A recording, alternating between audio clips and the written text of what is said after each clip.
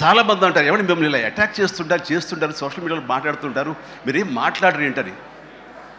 నాకు నేను చేసినటువంటి మంచి కార్యక్రమాలు, నేను పొందినటువంటి ప్రేమ, అభిమానం, ఇదే నాకు రక్షణ కవచం. నేను మాట్లాడక్కర్లా, నేను చేసుకున్న మంచి ఏం మాట్లాడుతున్నట్టు నేను అలాగే అంటుంటాను. ఇది సత్యం.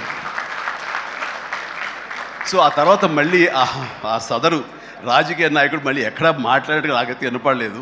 అంటే వాళ్ళకు కూడా మనసు ఉంటుంది కదా, వాళ్ళకి ఒక అంతరాత్మ ఉంటుంది కదా, వాళ్ళకి తెలుసు. ఇంటికి వెళ్ళేసరికి ఆయన అంతరాత్మ చెప్పబోయిన ఇంట్లో వైఫ్ అని చెప్పుద్ది, ఏంటి చెప్పు నోరు అని. సో ఇలా ఉంటుంది అన్నట్టు వాళ్ళ ఇది.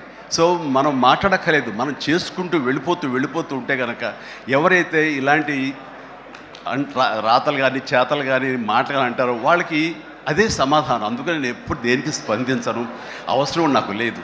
మంచి చేసుకెళ్ళిపోవటమే, ఇలా మంచి చేసేటువంటి మాలాంటి తమ్ముళ్ళకి నేను సహాయంగా నేను ఉండటమే తప్ప ఇంకోటి ఏం కాదు.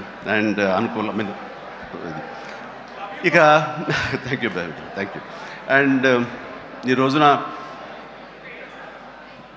ఎక్కడ ఇతర దేశాల్లో నా అభిమానులు కూడాను నా మాటని స్ఫూర్తిగా తీసుకుని ఆయా ప్రాంతాల్లో వాళ్ళు బ్లడ్ డొనేషన్స్ చేస్తూ ఈ రోజున నాకు మంచి పేరు, మరింత మంచి పేరు వచ్చేలాగా నేను గర్వపడే విధంగా వాళ్ళు చేసేటువంటి బెడ్ డ్రైవ్స్కి వాళ్ళు ఎక్కడో సరే, ఏ ప్రాంతంలో ఉన్నా సరే, ప్రతి ఒక్కరికి నేను ఎప్పుడు కృతజ్ఞతతోటి నేను నా మనస్ఫూర్తిగా నా అభినందనలు తెలియజేస్తూ ఉంటాను.